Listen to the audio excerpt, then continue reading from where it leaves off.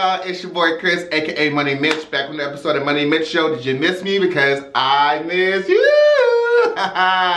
What is up, y'all? What is up? It's Monday, which means it's what? Military Monday. It's Military Monday. My mic got a little carried away. But yeah, it's Monday, so it's Military Monday. But before I even get into today's video, let me go ahead and just say this. If you haven't already, or if you're new to your boy's channel, make sure you hit that subscribe button down below, hit that like and that share button, and share this video to your mama, daddy, sister, uncle, cousin, whoever. Let them know they be following the latest person in YouTube land. Your boy. All right. Oh, pause. And before I even get to today's video about that, I'm currently at 193 subscribers, I believe, or 192, one of the two. When I hit my 200 subscriber, I am going to be giving $200 to that 200 subscriber. So make sure y'all share this video, like it gives me people to subscribe, and if you are that 200 subscriber, comment down on my latest video that you are the 200 subscriber, and I will send you that Monday. All right, so let's get into today's video. So in today's video, I'm going to be talking about evaluations, aka evals in the Navy, and why they're important and what they are and why you need them. All right, so let me just get into the textbook definition of evals. So evals by the textbook says it's the purpose and the goal of the Navy eval is to accurately and fully describe performance. This is often accomplished by listing the notable achievements of the person being rated. While listing significant achievements does provide some insight into a person's capabilities, it doesn't provide the whole picture. So, with that being said, let me break it down for people who don't understand what I just read. So, evaluations are just like periodically, they're through the year. So, you get one every year. And so, the purpose of the eval is so that people who don't see you, aka like your Mo or your CMC or CR or whoever, can get an understanding of what you do and like your accomplishments and your work ethic. And you also need evaluations because evaluations give you points on your advancement exam, and you need those points. You don't need them, but having those extra points will help you advance a lot quicker throughout your Navy career. So evaluations are very important. I've been in the Navy for 6 years now, and I've had 6 evaluations. And so with evaluations, there's a grading chart. So there's SP, P, MP, and an EP. SP means significant problems. That's like if you really messed up. So like more likely if you went to captain's match or XOI or maybe even DRB, you may find yourself in the SP category. Don't want to be there. So then after SP, there's P. P is promotable. P is like your baseline, like, you know, when you first get to a command or you first transfer to a new command, more than likely you get a P. And so that's P is promotable. MP is must promote. Must promote is like, it's pretty good. It means you're on track to doing the things you need to do. You're higher than most, but you're not quite all the way at the EP level. So there's MP. And then EP, which you know your boy always pretty much gets. EP is early promote, which means you do your job plus more. And so when I say plus more, I mean plus more. So in this recent eval that I've got the number 2 EP out of 69 sailors. So out of 69 E5s in my command, I was number 2. I don't know who number 1 is, but it's kind of pissing me off because I don't know who the fuck it is, so they beat me. But with that, I literally bust my butt day in and day out. I take on extra responsibilities. I have 2 command programs. I volunteered 98 hours this past year at an animal shelter, plus 20 hours at a freaking church for a Thanksgiving drive. I have like 14 college credits. So I was in school, volunteering, and work, and while still doing my YouTube and stuff on the side. But I can't put YouTube and stuff on my eval. But I'm just saying, my days are pretty packed. Like, it's ridiculous. So to get an EP, you have to go above and beyond. You cannot just be the standard everyday sailor. You have to do a little more than what's required of you. So yeah, that's pretty much it for like the grading systems of evals. So everybody gets the eval, including officers. Officers are called fit reps, I believe. And so yeah, everyone gets the eval. And when we get these evals are like this. So for enlisted, I'm sorry, I'm trying to like read this on my phone. I'm just gonna pick it up because, you know, y'all know I don't know off the top of my head. So for enlisted, for E1, E2, E3, they get the evals in July.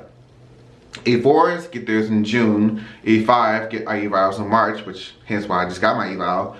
E6s get theirs in November. E7s and E8s get theirs in September. And then E9s are in April. Those are for the enlisted side. Now, if you really want to know about the officers, I'm just go ahead and tell y'all anyway. So for officers, for 01 is in May, 02 is in February, 03 is in January, 04 is in October, and 05 is in April, and 06 is in July. And for warrant officers, OW2, or is it OW2? W2 is in September, W3, W4, and W5 is in March, along with the E5s.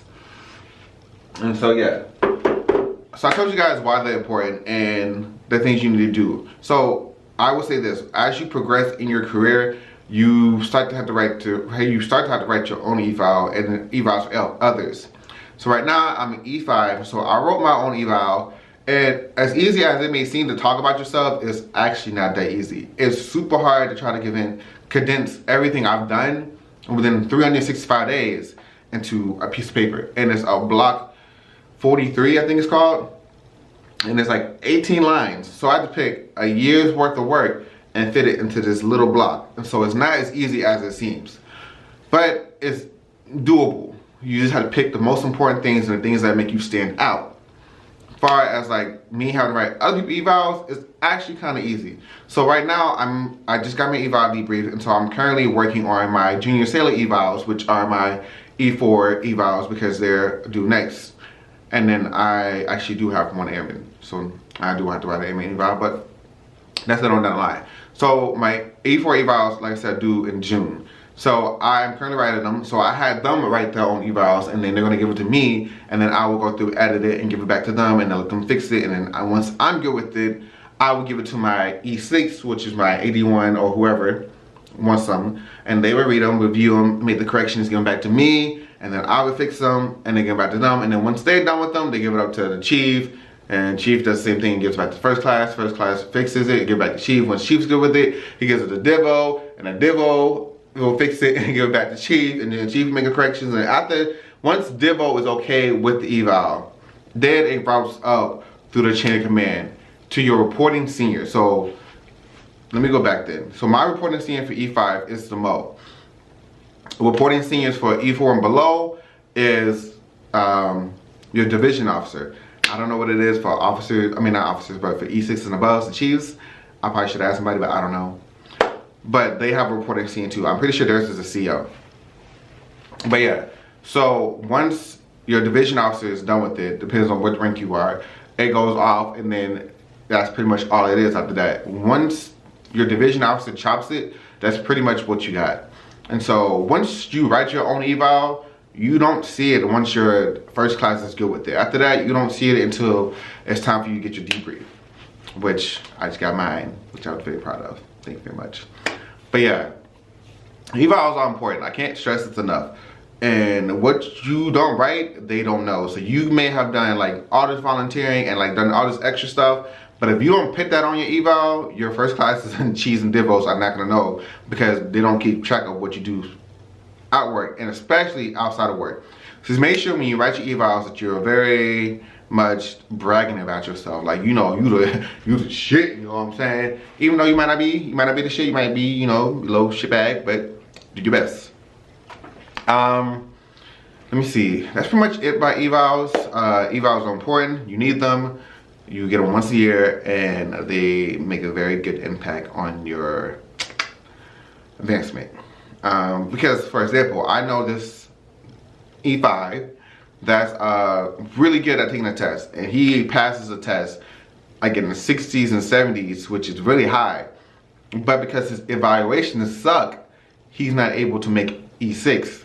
And so that's a big part, because like right now, when I last took the first class exam, I cut like a 50, I think, on the test, which wasn't good enough for me to, I passed the test, but I did not advance.